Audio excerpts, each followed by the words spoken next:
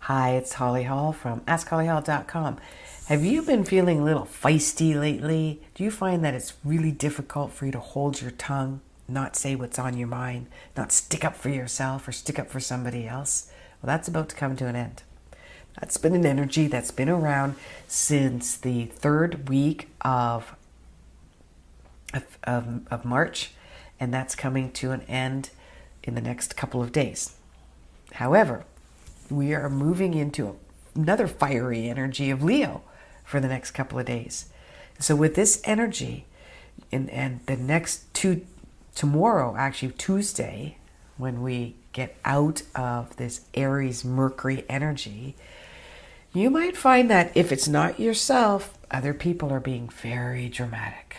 And it seems to be around family dynamics. So the drama within your own family dynamics, or in your own relationship, feeling like you're not giving me enough attention, you're not paying enough attention to me, you're not giving me enough love or romance or fun or playfulness. And that's really what it comes down to. There's this real childlike energy right now, and we want to have fun, and we want to play, and we want to get muddy, and we want to get dirty, and we want to get out in nature, and we're really feeling collectively a loss of community as well.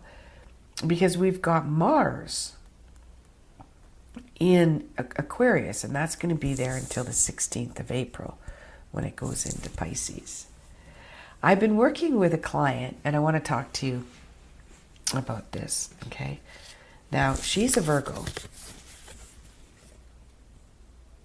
and her moon is in Pisces. And she feels like she's under attack. All of this Aries energy and even some Pisces energy. She's feeling lonely. She's feeling invisible. She feels like other people are being aggressive for no reason, and she doesn't understand why she's being victimized. And we went that far. Nobody wants to admit that they're feeling like a victim. To the feeling, that's what we've been talking about for the last couple of days. Then we can take a look at the opposite. So as a feeling like a victim, this is nostalgic. With Pisces, this goes back to childhood. These are memories that are locked in your physical body. And with Aries, it's in the brain, it's in the cranium, it's in the cerebral area where this is locked in.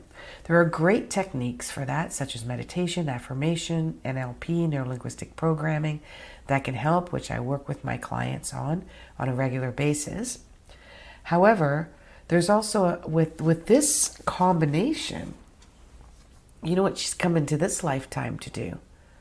She's come into this lifetime to catapult herself spiritually, like skip a grade, okay?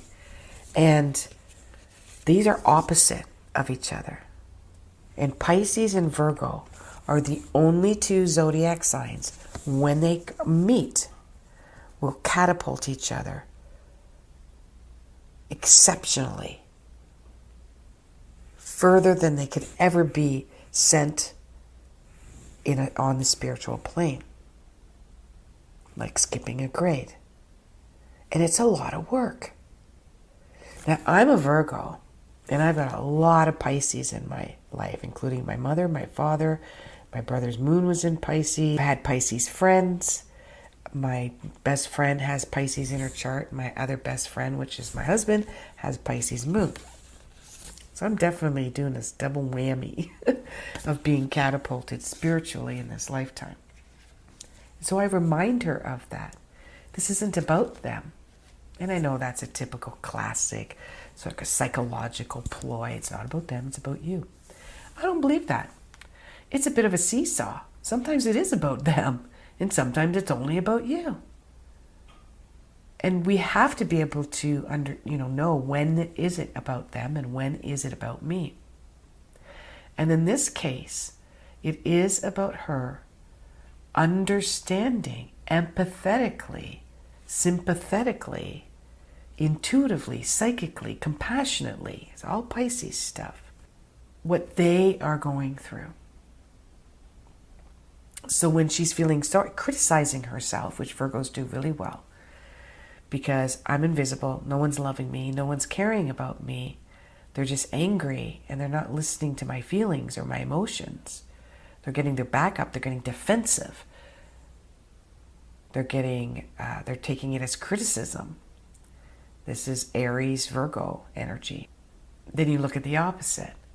When they're fighting, so you feel like they're in a fighting spirit. So what's the opposite of a fighting spirit? The opposite is getting along, compromise, understanding, seeing my side and their side. So then I ask her, what side are you not seeing? Well, I know exactly what's going on. They're pissed off because I didn't want to show up to the party last week because I was pissed off at my other sister-in-law and I just couldn't deal with it. I knew I was going to get mad, and so I just didn't go. Well, who was mad at you that didn't go? My mom. So maybe your mom somehow was looking forward to seeing you. So why don't you check in with your mom and go out for lunch with her? Oh, that's a good idea. And so she did. I got an email from her yesterday saying, I went out for lunch with my mom. She was so happy. She said it worked out better because she goes, we wouldn't have had this one-on-one time at the party, and that's what I really wanted. So it worked out better. And that's all this is guidance from the stars. This is guidance from Source. Source gave me the idea to do the lunch date, right? And this created a ripple effect. I'm not there. I don't know how it affected her mom, but I know that what she told me. Okay, nobody else seemed to be upset or mad. Probably her sister-in-law was glad she didn't go. Just that one time. They talked about the sister-in-law.